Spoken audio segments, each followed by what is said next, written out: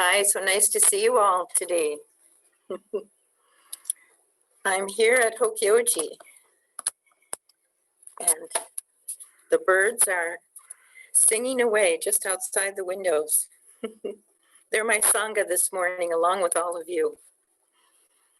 So today, the title of my talk is Awareness of the Great Matter. The great matter being the matter of birth and death.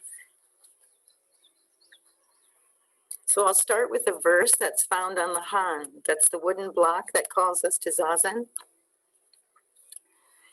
Great is the matter of birth and death, quickly passing, gone, gone. Awake each one, awaken. Don't waste this life. Sometimes it's don't waste this precious life. This verse, I think, offers great guidance regarding the attitude to cultivate toward practice. It cuts directly to the point. We will die someday. Every one of us will die. There's no escape. Our mortality is an important backdrop for our practice.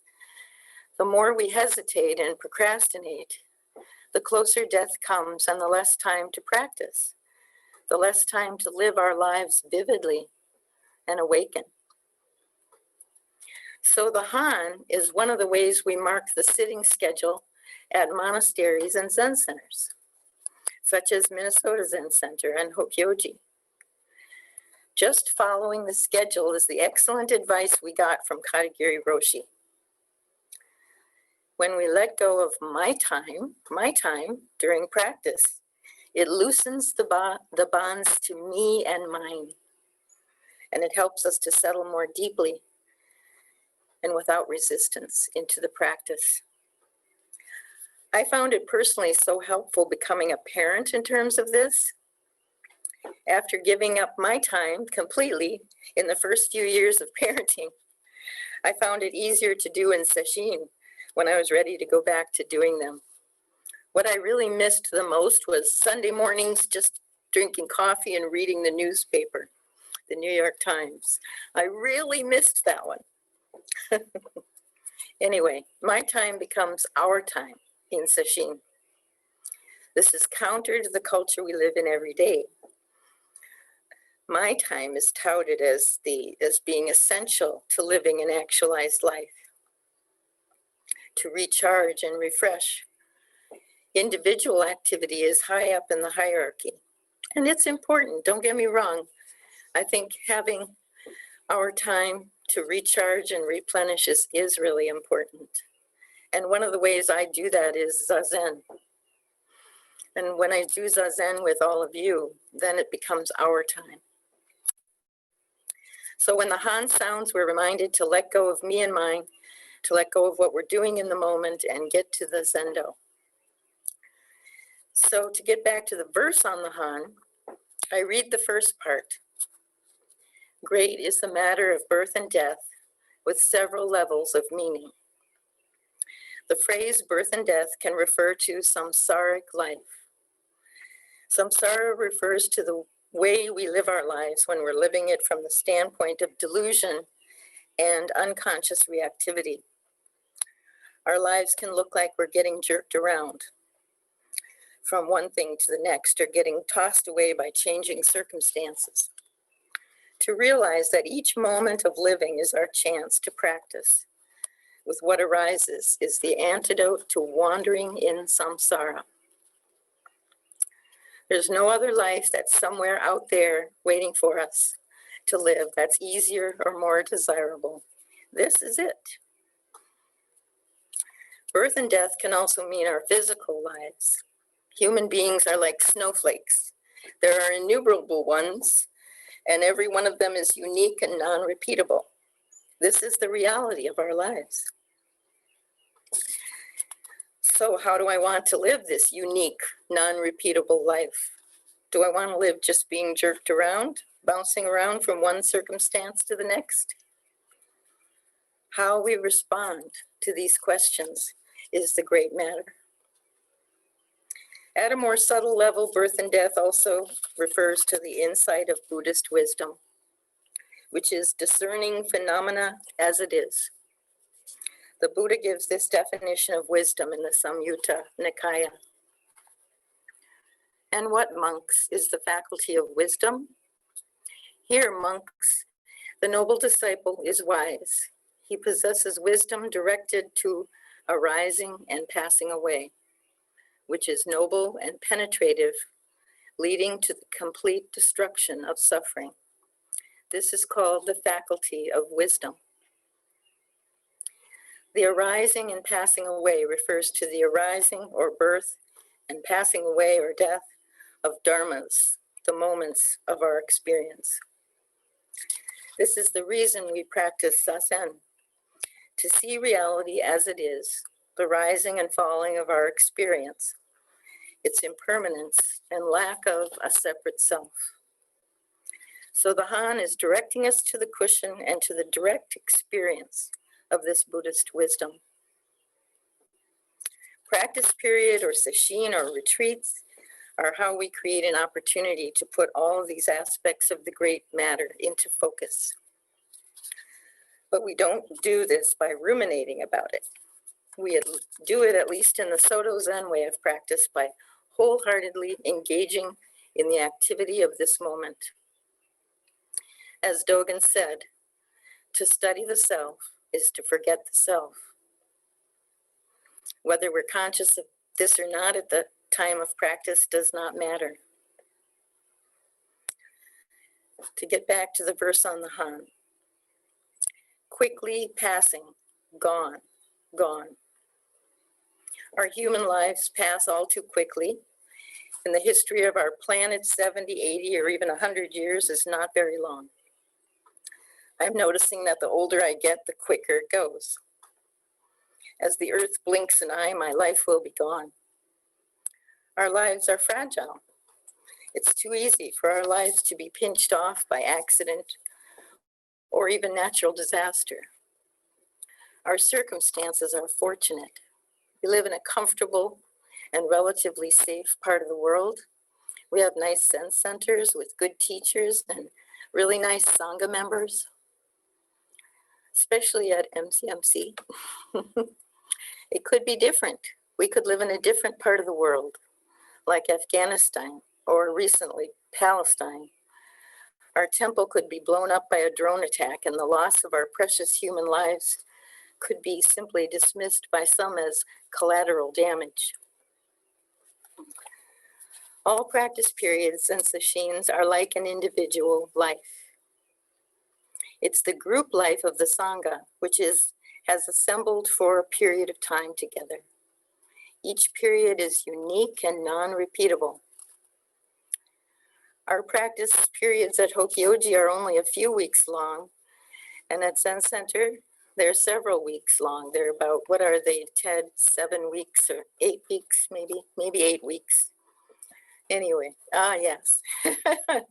They're quickly passing, gone, all too soon. The last couple of lines of the Han verse read, awake each one, awaken. Don't waste this life. Awake each one, awaken means we're responsible for our own practice and our own awakening. That's known in Zen as Jiriki, self-power. Don't waste this life is the final reiteration of the most important point, that our lives will end. We can either waste our lives, our unique, non-repeatable lives, or we can exert full effort. The more effort we put into our practice, the more we'll receive from it. No one else can do it for us, and we can't participate in anyone else's awakening. The Han reminds us of our responsibility for our own effort, yet our effort's not only our individual effort. We are practicing in Sangha. So our individual efforts create the Sangha effort, and the Sangha effort supports our own individual effort. The Sangha effort is called Shariki, or other power, except that here we are part of that other power. Dogen put it this way: many selves are peacefully dwelling within one self.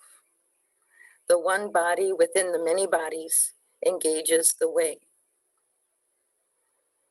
Everyone, do you want to understand this truth?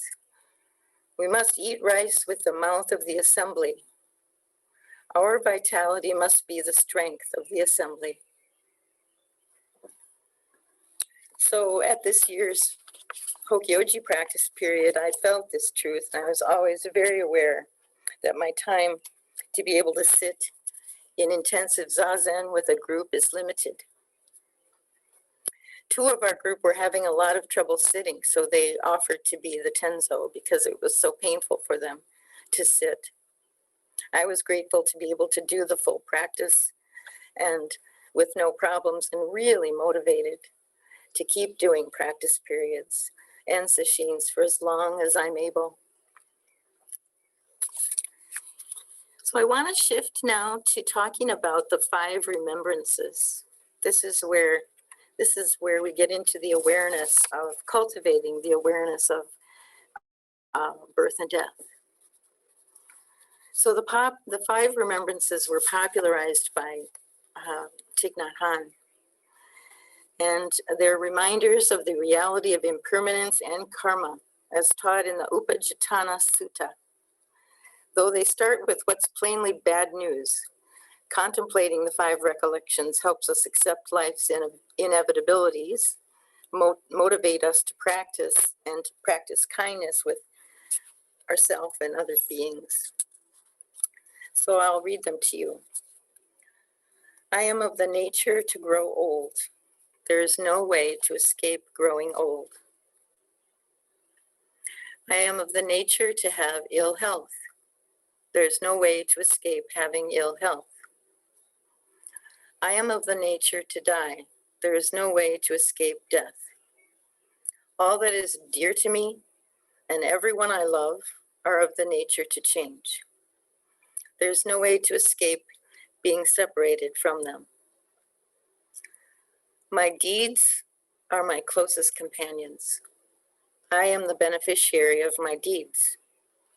My deeds are the ground on which I stand. So I'd like to lead you in just a short guided meditation on these 5 contemplations. If you're willing, and I assume you are. So let's get comfortable, get grounded with the earth. Close your eyes or just cast them down as when you're sitting. Notice your breathing, in and out. Notice any judgments about how things should be. Breathing in and out. I am of the nature to grow old. Breathing in, growing old. Breathing out, no escape.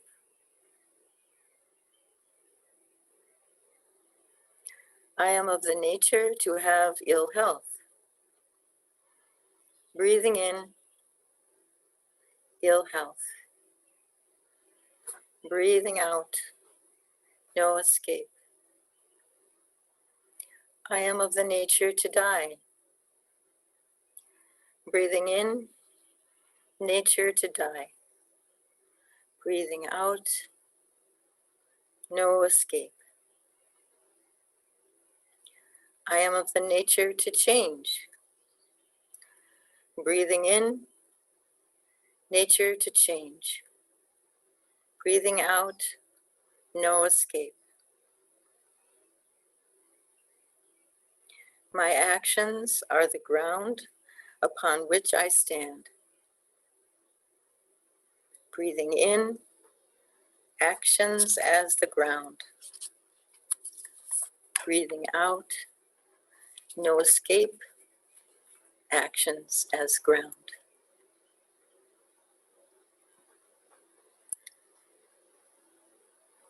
So coming back and opening the eyes again. So reading or reciting these helps to cut through our basic denial. I think it's especially useful for younger people who have a harder time than elders with realizing that these things are true, because our basic denial runs very deep, and it's also in our culture. When I was practicing with the MZMC Sangha in the late 70s, I was the young person that I'm referring to. I had not experienced a lot of loss in my life yet. There was a woman in her 50s named Liz who died suddenly from a heart issue based upon an allergic reaction. Hojo-san insisted that her memorial have an open coffin. He wanted us to deeply contemplate her loss. In those first years of my practice, there were other sudden deaths and serious illnesses in the Sangha, and I was deeply affected by them. Katagiri used them to help us realize impermanence. Think of the times in your life when you were shocked at being human, when you suddenly knew that people die and that by extension, that could happen to you. I'd like to hear your stories about that. Maybe you'll tell them later. For me, that came at age 10 with the Fridley tornado of 1965. At that time, barely escaping death, losing everything we had, I had a big insight into the possibility of death at any time or any age. I would say there was still some denial there, but it was a shock. It was a sufficient shock. It made me contemplate death. One minute we were surrounded by our things in our cozy home, and the next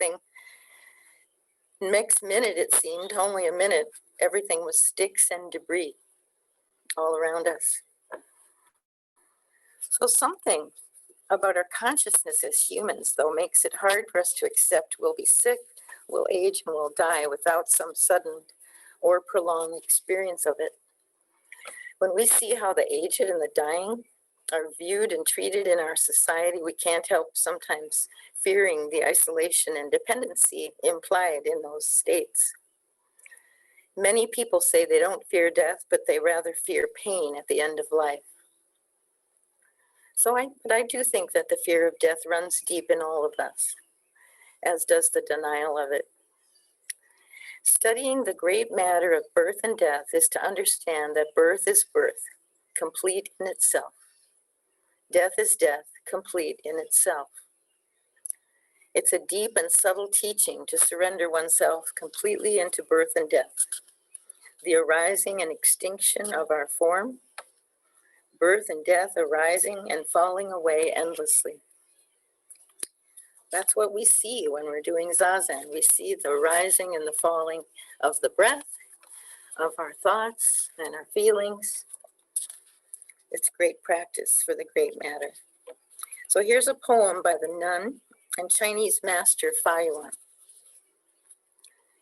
This body without a self can be compared to floating duckweed. This body with its troubles is exactly like a leaf in the wind. This cycle of life and death is just like night and day. So each night we die into sleep, and each morning we're reborn into life. And we bring life to our life when we practice in the morning. So this poem's message reminds me of the Shuso, the koan I received for my Shuso ceremony, which is a ceremony on your way in your priest practice. Sun-faced Buddha, moon-faced Buddha. So Master Ma has been unwell for some time. The monastery administrator goes to him to see him and asks after his health. Ma says to him, "It's just like this. Sometimes I'm sun-faced Buddha, and sometimes I'm moon-faced Buddha." Sun-faced Buddha lasts for a very long time, eons, moon-faced Buddha lasts for just one night. It's a pithy way of expressing his realization of both the undying and the dying as part of our experience, timelessness and time. Birth and death includes the realization of both the undying and the impermanent. Nirvana is the embodiment of the timeless. Ordinary consciousness includes death or cessation. The Heart Sutra also includes the denial of old age and death, but also the denial of the extinction of old age and death. So it leaves us nowhere to stand. In other words, just here, right now, in the present moment, is our only place to stand. And here's a quote from Katagiri from Returning to Silence. We don't know when life will fade away. We should remember this. When we think of life simultaneously, we should know that life is fading away. It's a dangerous situation. It's difficult to stand up in this situation. But even though we cannot stand up there, we cannot despair because there are no exceptions. Look at yourself. You are fading away from moment to moment. You are marching to the grave. You may not accept this, but it's true. And this is why life is beautiful. The china bowl is beautiful because sooner or later it will break. The life of the bowl is always existing in a dangerous situation. That's an interesting way to see it, isn't it? That life is a dangerous situation because it could end at any moment. So this is, to me, one of the ways to contemplate our own death in a consoling way, rather than with terror or existential dread. Our lives are beautiful because they're limited. Zen practice helps me to see this. It helps me to see the beauty all around me. Combining the 5 realizations with Zazen is a way we can contemplate birth and death. In Zazen, we see the birth of a thought and the passing away of that thought. We see how our dreams and intensive practice bring up our fears so that we can see them clearly in the light of day. Suzuki Roshi said, we should be very grateful to have a limited body, like mine or yours. If you had a limitless life, that would be a real problem for you. Whatever can help us to truly appreciate this life and live in gratitude is a worthy use of our time. Gratitude is available to all of us, and it's one of the easiest practices to start with, but shouldn't be relegated to the superficial. There are reasons in every direction to be grateful. Sojun Mel Weitzman said this about impermanence, and I really like this. We would like to be free from impermanence, but to be free from impermanence is to totally go with impermanence. Liberation from trying to preserve something which cannot be preserved is called freedom. Being attached to something which is not permanent is called suffering. So we all have the opportunity of daily and hourly and moment to moment to practice with birth and death. It is the reality of our lives. So it's not something that we need to fear, but something we should look at directly. When we look at it directly, we go with it. And to go with it is to be free from suffering and appreciate our lives, which are unique, beautiful, and rare. Practicing kindness naturally follows when we're steeped in the understanding of suffering, no self, and impermanence. Suzuki Roshi was asked by a student, what's the most important thing in Zen? Suzuki responded, to know what is the most important thing is the most important thing. So thank you for listening today. to my little sermon on life and death. And if you would like to discuss, I think it's a rich topic for discussion. Or if you'd like to tell your story of when you became aware of the fact of that we are impermanent, that would be interesting too.